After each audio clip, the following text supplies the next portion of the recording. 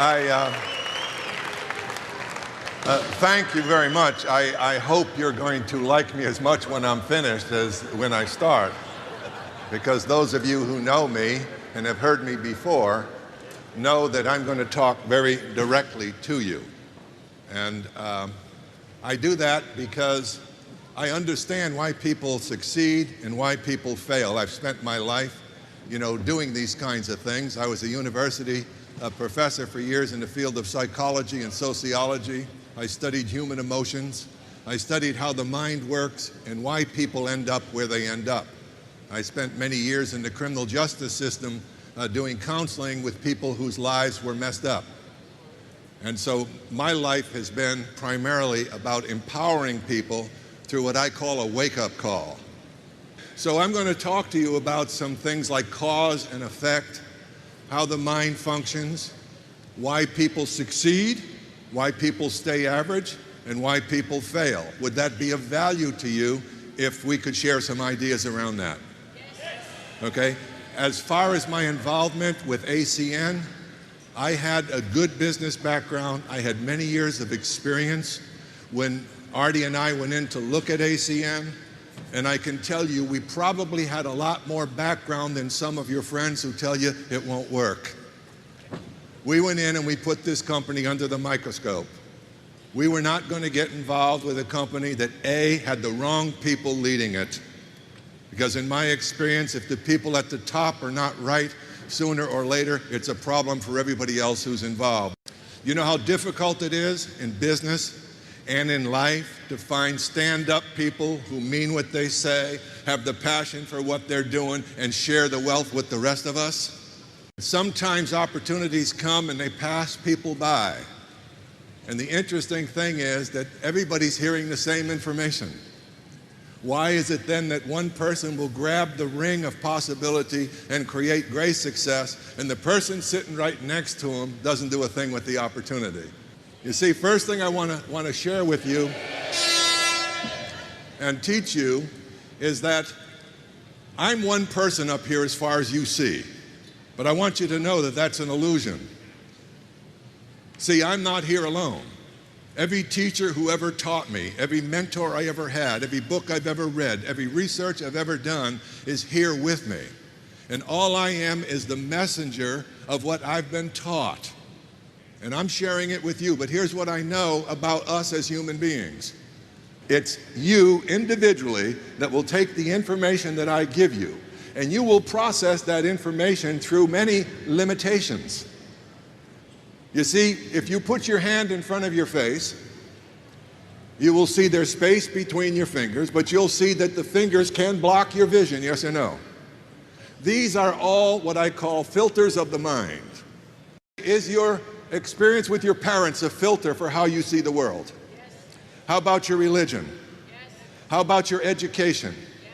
How about your belief about yourself? Yes. How about your position in the family if you had other siblings? Yes. How about your color and your ethnicity, your nationality? Yes. Are you getting the point? Behind these filters, you give all of what you're seeing in the present interpretation and meaning, okay, from the reaction of these filters, and in nanoseconds you describe or interpret and then act upon what you believe to be true. Now, what follows that is that there are no similar realities. Each one of us, through the process of thinking, creates the reality we experience in life. Now, when someone really understands that, some things really begin to move in the way they're living life. But that understanding means nothing if it stays here. I'm not going to teach you anything you do not already know. I'm just going to remind you, because intuitively we do know. We know when we're honest. We know when we're dishonest. We know when we have a work ethic. We know when we're lazy. We know all those things. But we need to know, where are they taking us? So the first rule of success is you have to give up some things. You're going to have to change some things, and I'm going to talk to you about the things that are going to need to be changed. Are you willing to listen? Yes. And if I tell you, are you willing to take it on? Yes. And are you willing to be truthful? Yes. Are you willing not to hide out? Because the information I can give you, I've lived my life finding it. Personal responsibility. That's first and foremost. Quit leaning on other people for your success. If an opportunity is in front of you, it is incumbent upon each of you, if you want it. That's why Dr. William James, the father of American psychology, was asked near the end of his life, what is the greatest contribution to humanity in your lifetime? To which he responded, listen closely, that a human being can alter the circumstances of their lives by altering their attitudes of mind. Their attitudes of mind. What's the creative force? This is what most people will live and die not knowing or not believing when they hear it. Your mind is creating your reality. How you use your mind, which means what type of thought do you use to put you where you are now? You see, let me talk to you a moment about the law of cause and effect. You see, this is the law of the universe. The highest form of wisdom is understanding the law of cause and effect as it relates not only to the events of the universe, but to the events of our lives. And in our lives, thought is the cause. How you think is what you become. Take the aggregate of your thoughts, be they positive or negative, and you don't need to be a genius to look at your life as a consequence. Show me negative people, and I'll show you miserable lives. Show me positive people, and I'm going to possibly see a dreamer and someone that's motivated to improve and change. So cause and effect, let's go a little deeper. Therefore, we understand. There's three words you need to understand. First, we have to be. Be. That means we need to become. That means we need to have motion and movement in a form of growth. We need to become, then we need to do. So it's be, then it's do, and then it's have. Now here's a problem with most people. They don't understand that. They're looking to have the having without becoming and then doing what they're becoming so they can deserve and justify the having. We have got it backwards, folks, or there'd be millions and millions of people successful. Check your own thinking. Do you concentrate on becoming better, or do you just concentrate on wanting more? Can you see the incongruence here? Understand the law. Be, become, do what you've learned in becoming. 3, I'm going to get what I get, okay? Let's look at it in the laws, the spiritual laws. I have to plant a seed before I can get a harvest. In the seed is already the consequence. Without the seed, there is no harvest. Now the mind. In the thought is the creative power of circumstance. In the nature of my thinking, I'm creating my emotions. And the combination of my thoughts and my emotions make me behave in a certain way. Those two make me behave. Over time, I develop habitual ways of thinking and reacting. And out of those habitual ways, I create my life. Circumstance is the end product. Thought is the cause. Now, this is an ongoing process. Everywhere you look in the universe, for every positive, there is a negative. For every yes, there is a no. For every up, there is a down. In the universe, you see this peculiar balance all the time, but you can't see it in your own lives. You have to get to that point if you want to prosper and grow and be happy and have better relationships in your life. You need to finally get this. In fact, I will say to you that the lack of understanding of this universal law of cause and effect is the reason for most failure that you're ever going to encounter. You see, conditions are conditions. Circumstances that are out there are events that happen. The only choice you and I have, the only real freedom we have, is how are we going to think about what's happened. And there is where we have choice that most people have given up. We've become habitual in our responses to circumstances. We seldom step back and say, I have a choice whether to get angry. I have a choice whether to be bitter. I have a choice whether to be resentful. I have a choice. Why am I giving up that choice and simply reacting like I've always reacted? You see, people are not trained. They're really not trained to be successful. They're not trained to understand the power of their minds. We get educated to get jobs.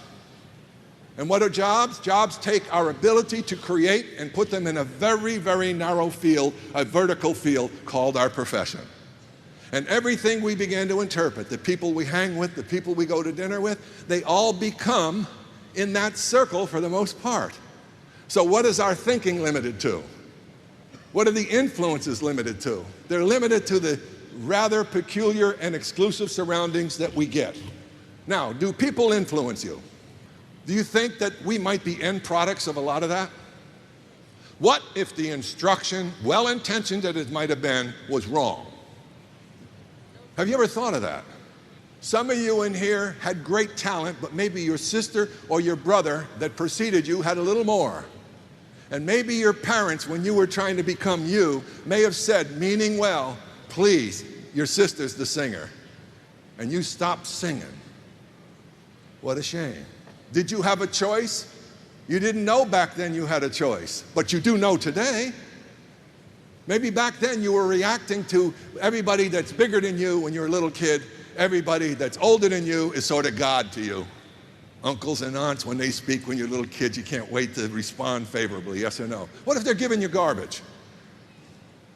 We were still listening, weren't we? You see, I started out as a young boy with polio. I was in an iron lung. The doctors told my mother he's not going to live.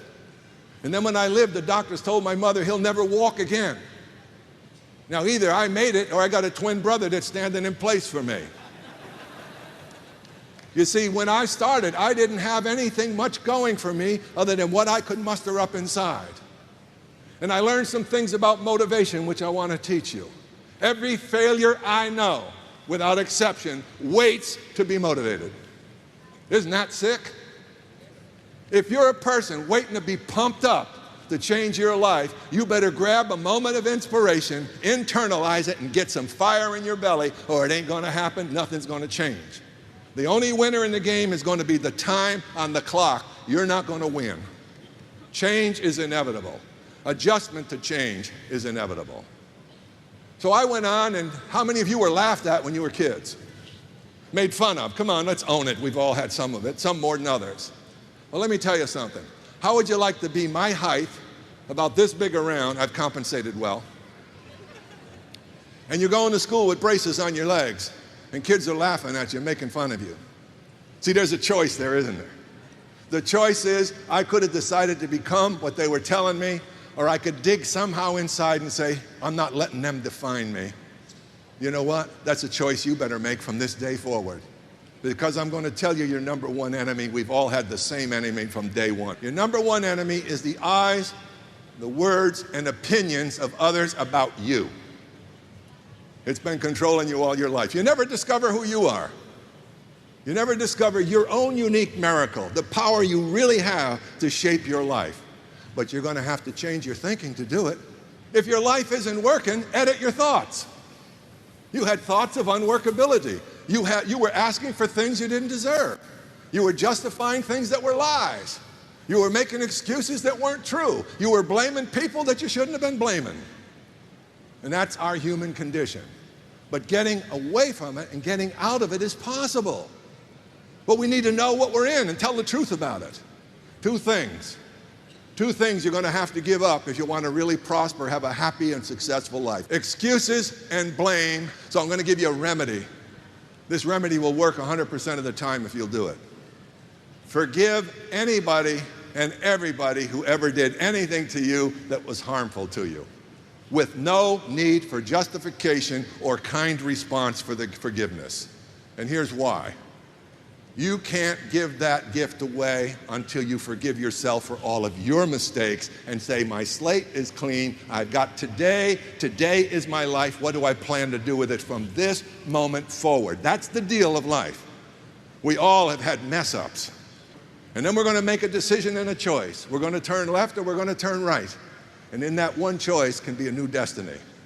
Remember what Dr. James said. A human being can alter the circumstances of their lives by altering their attitudes of mind. So the law of cause and effect don't care if I understand it. It doesn't care if you understand it, and it doesn't care if you hear it and don't follow it.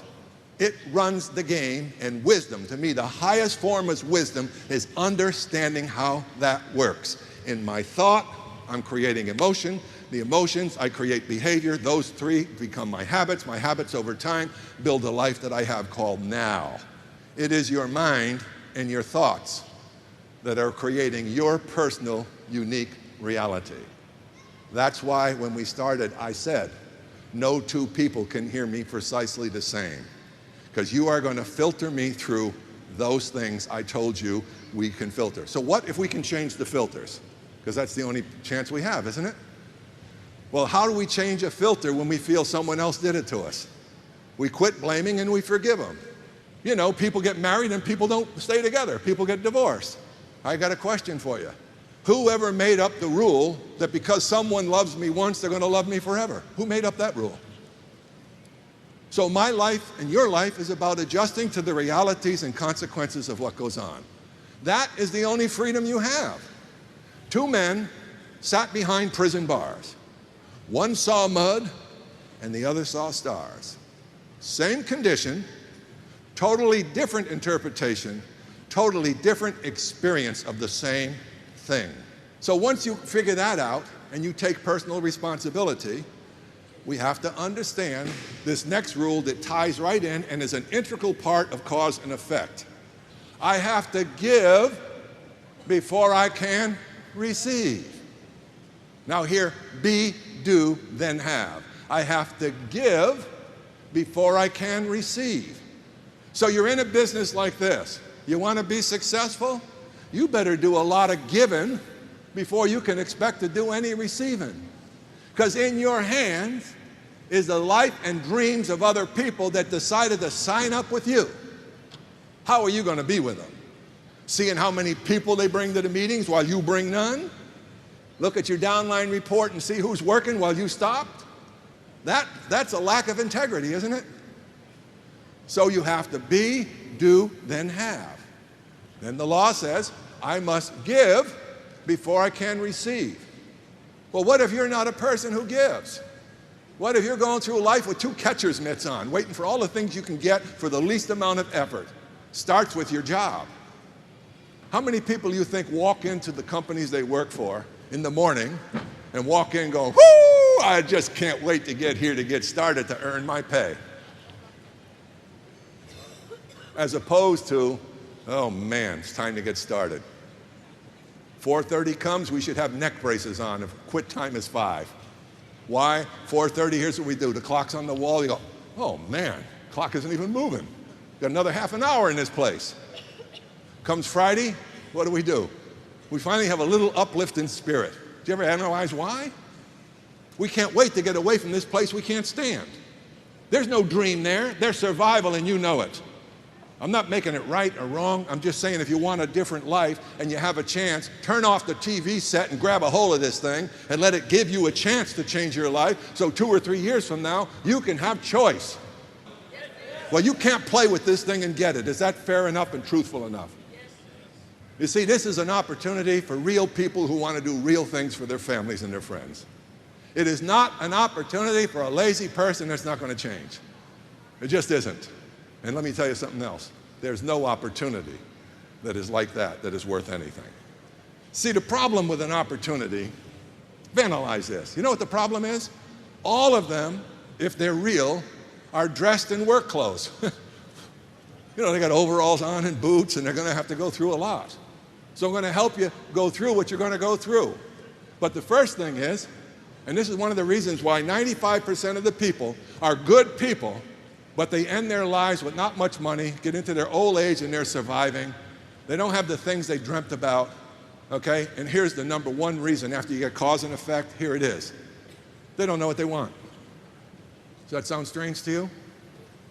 They do not sit down and set specific performance goals to get what it is they want out of life.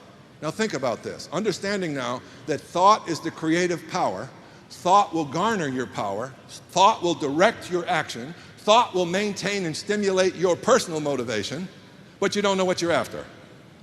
Can you see you have nullified your power because you don't know what you want? Now, I can prove it to you. 5% of the people basically own 95% of the wealth.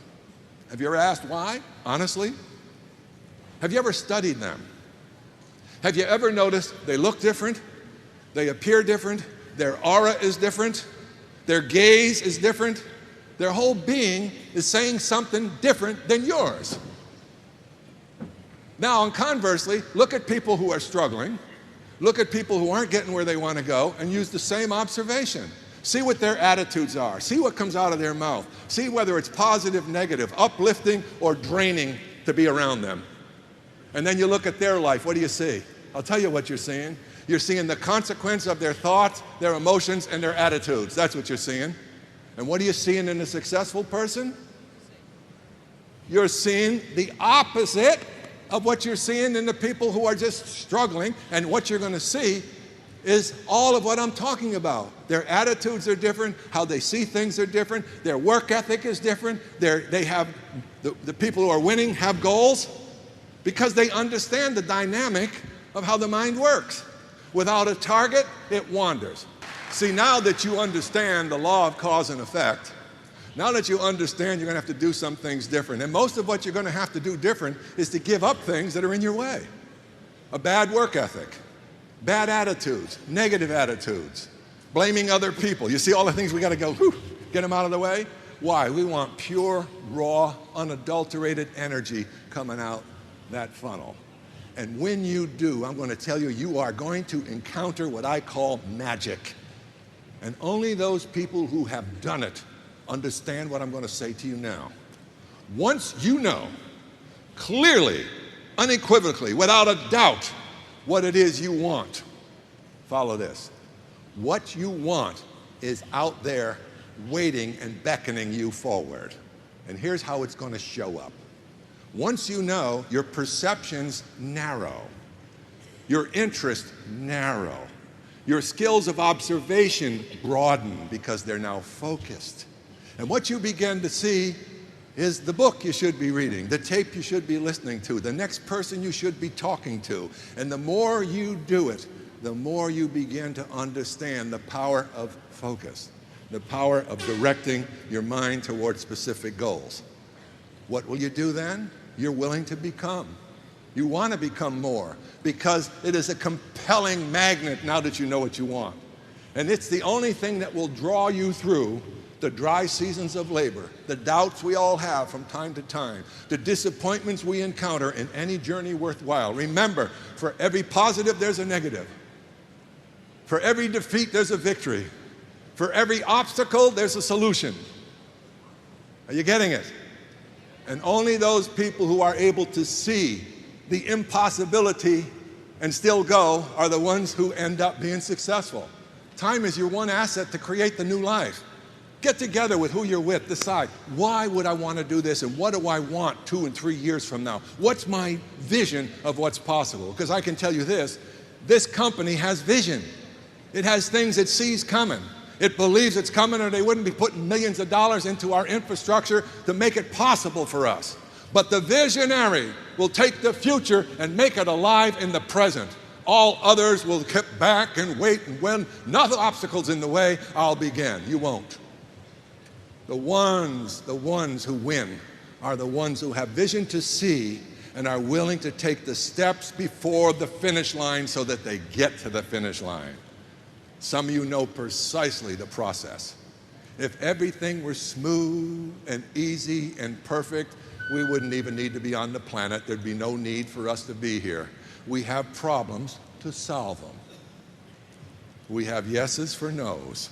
We have right for wrong. We have good, we have evil. We're never going to get away from it. The point is, what do you personally do and participate in your own life with all of this? And the freedom of choice is connected to the nature of your thoughts. So thoughts are creating my reality. If I observe successful people, I start to notice they are different. They're no more intelligent than you. Don't you buy that? A genius without a goal will go nowhere. And an average person with a goal can go anywhere. So don't get intimidated by how smart you think people are. In fact, people who are mostly committed to being smart, that's all they are. They have to have answers for everything. The adventurers in life are the entrepreneurs. There's no sure deal, but guess what? You got a heck of a lot of evidence that this thing works. The only question left for you is, do you want it to work for you or not?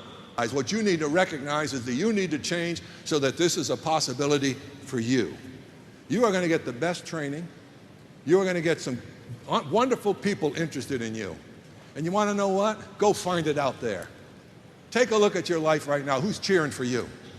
Who's telling you you can change your life? You can do something better than now. And I don't care how old you are. I've worked with men in their 70s, and at 85, they're telling me what they accomplished. I've worked with young people that have been broke that write me letters. They're millionaires 10 years later. So it isn't about the condition you're in now. It's the direction you want to go in tonight, and you sustain the direction. When people refer to me as a motivational speaker, I say, that's not true at all. I'm a wake-up call.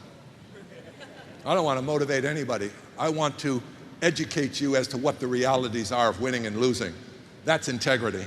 You don't need another place in life to reattach your emotional umbilical cord. You need to know it's you. And you need to know you have the power to change, but you need to know what's in the game. New habits, giving up old things, and deciding once and for all. You are focusing your energies, and then you're going to see it happen. Let me give you an illustration. This is the power of focus at the unconscious level. You've all had this experience. You had to get up disordinately early, 3:30, 4 o'clock in the morning. You had to catch a plane, be somewhere. Remember that time? You set 3 alarm clocks, called your brother, your sister, your mother. You must have had fail-safe all around you, yes? Why was it that at 3:29, you popped up out of the bed before any of them had to call you? See, there's part of the insight into the magic. You programmed your unconscious mind with such a powerful, fierce, no guessing command, and it delivered. Now let me show you the limitations of your mind. There have been experiments done with fish in a fish tank. And what they did is they had the fish dropped on this end, a big, huge fish tank, and they fed, the food was all down on this end. Free. Free. No be, do, have, just let's have. So the fish went day after day when they got hungry down there eating all that free food. You know how fish are. And then the researchers one day put a glass plate at the end where they could see the food, but they couldn't get to it. So here were the fish. They go down, boom, bam. About 2 or 3 of them did that, and they went back and they had a fish conference. And they started talking about the impossibility of getting food. See, they don't have any other skills developed, so they keep banging their nose. They bang their nose, they bang their nose. Now guess what? This is the conditioning. They lift the glass, guess what the fish did? The food was readily available, but because they were conditioned to see the impossibility, they went as far as the glass and stopped and didn't eat. And that's what you and I do. You see, the reason you don't set new visions for yourself, the reason you don't set new goals, is because the goals you're going to set now are based upon the experience of the goals that you've set in the past and the effort that you generated to get there. That's your glass ceiling. Now here's the wonderful thing about success. You know all the hardships you go through to get there? I'll describe them for you in a minute so you're prepared, and remind some of you who've been in the business that it hasn't ended. You have to understand that you are going to hit obstacles. Here's some of the obstacles. You invite someone even to this conference, and you are excited. You really work to get somebody here with you. And that person probably didn't even come in for today. How do you feel? What's your natural emotional reaction to that? Down, isn't it? Okay, could you get upset? Could you get angry? Could it seem justified? Watch your tricks of your mind. It seems all legitimate that the consequence of this should make you angry, make you upset, and take your energy away. Someone who didn't want it, once again, steals your dream. Shame on you. Until you own it, you're never going to get it. And you don't own it when you get it, you own it when you start it. And it's just a question of time, of checking your thinking, getting the right mind alignment, and this is coming your way. Now, are you going to invite people to meetings? They're going to say, yes, I'll be there. You'll be outside the meeting, all dressed up, waiting for them to come in, all excited about the person at 5 o'clock who said they're going to be there for the meeting at 7, and they don't show. Does it take you out of the game? Probably up until now, it would have. You know what you're going to say? This don't work. Amazing. Here's another one. People come to me, oh, George, I can't do this, I can't do that. How many people did you talk to this week? How many DVDs did you put out with Donald Trump on them to give people a chance to see it without you blabbing at them? How many did you buy? Yet you think you're in business and you want to succeed? You're not doing what successful people do. Here we are. Here's a person with 2 catcher's mitts on. Gimme, gimme, gimme before I do anything. You see the correction that's needed there? Don't sponsor people like that. They're only going to contaminate the business. If they can't see the value, this company does everything for us. Takes care of our customers, sends out the billing, does everything, puts out the great training videos, sets up the conferences, and you and I, as independent business people, our biggest job is not unloading a truckload of bricks. That's work. Imagine being excited going to that job. It's not unloading a platform of shingles and carrying them up to the 4th floor to be roofed. That's work. You can't get excited about that. But listen to this. Your job and my job is a pad with some applications, a pen in my hand, and a mouth that can talk, and an enthusiasm for offering something that can change people's lives. You know why you don't do it? You're terrified. You're terrified. Remember the enemies? The words, opinions, and eyes of others on you. Give it up. They don't care that much. Trust me. They don't talk about you 24/7. Trust me. They got their own problems. But if you believe you've got something good, who wouldn't you talk to? Who wouldn't you talk to? I think we got some reps that practice talking to light posts just to get better at it. So if you get the right attitude and you do the doing, you're going to start becoming better at what you're doing. Does that make sense? And then as you do that, you're going to begin having the things of your dreams. There's a word called commitment. Okay, commitment is doing the thing you said you would do long after the moment you said it in has left you. Now here's commitment for most people. Boy, when I'm pumped up, when I'm fired up, get out of my way. Boy, I'm a winner. I always watch out for those people. That's an emotion that is fleeting. The only thing that will override it is a passionate desire for a result. That will keep you persisting. You see, if you combine commitment and persistent with faith and belief, you have got the formula. Because commitment will keep you going into persistence. The only thing that'll keep your persistence going is the faith in the outcome. Are you following this? So don't tell me you're any one of those 3 without being all 3. You see in the connections? Because persistence will take you through the dry seasons of labor. It'll take a person of average ability and make them into a superstar. It's the mother and father of good luck. It's the best cosmetic and the cheapest cosmetic in the world. A person who's persisting has an inner belief in where they're going. And you know them when you meet them. They're up to something. And you feel it when you're with them. They're after something. They're pursuing something. They don't look around in a foggy world with the lines on their face of depression, doubt, confusion. Where's the magic going to come from next? You're sitting on it. A little lesson in biology, if I might. You have to make a decision in life. We all do in some way or another. And the decision is, which came first, spirit or matter? Oh, these are more laws. Thought you might want to be interested. Which came first? Was the universe material first, or was it thought or energy first? Which one? There's a clue. So what's the greatest creative force in the universe? We call it God. We can call it whatever we want to. That's your choice. Okay? But once we identify what we call that divine power, we recognize that everything that followed, however it unfolded, came from source. Let's call it source.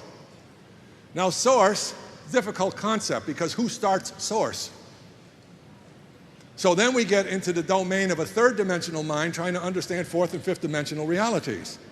So the only thing you can come to is what I see gives more evidence to whether or not I understand the actual process here. But I'm pretty sure that if something else started source, it would have been more powerful than source, and we chase our tail till we came to one thing, and that is pure source.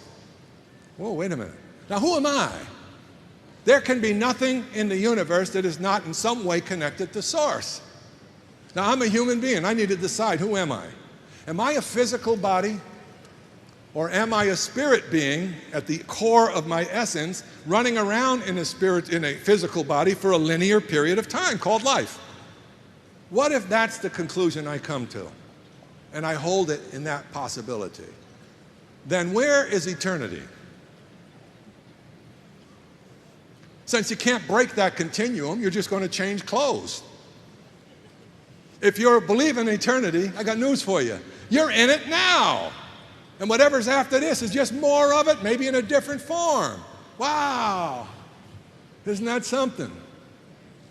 Well, then, what does that mean as you look at your gift of life? Well, let me tell you what you did to get here. Two people got together, as far as I know, and they made whoopee. And in that process, there were millions of little pollywogs running around. And they were potentially you, potentially me. There were millions of them going in an unbelievable uphill battle, knocking each other off, bing, bing, bing. Only one was going to survive out of the millions, and it was you. I got a question for you. Since we know that is the process, why did you want to be here so much and do so little with the possibility? You see, life is a gift. Life is to be lived. You're not here to live in the penalty box. You're here to grow and prosper and be loving and kind and build community and build relationships. That's where happiness is. And the lack of that understanding is the miseries we have. Now, what did nature teach you right out of the gate? First, they gave you a little bit of an easy time. You were floating around in mom, remember? Boy, this is cool. I got all this fluid around me. I can't even get bumped and bruised, okay? Every once in a while I say, Mom, stop eating the cabbage. I'm getting a lot of gas. That goes on for a certain period of time. All of a sudden, one day, you're ready. You're ready to make your presence known. You flipped upside down and you look and you go, oh, no way. There's no possibility. And Mother Nature says, you want to bet? Watch us. Now, Mom, man, I want to tell you something. We don't have a chance of remotely understanding the process from there out. You and I have pain. What a joke.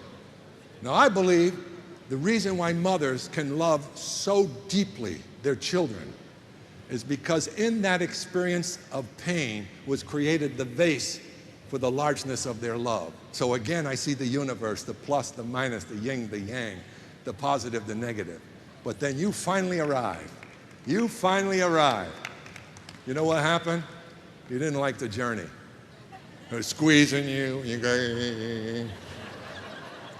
And then you finally arrive in the world, and only a mother at that moment could say, isn't he or she beautiful? You know what the fathers do that go in there? They go like this, they look again, they run to the nurse. Is that a kid? You sure it's mine? Because we're the ugliest looking things you've ever seen from a male eye. What's that stuff? Well, oh, good, let me out of here. What does a mother say? My sweet, darling baby.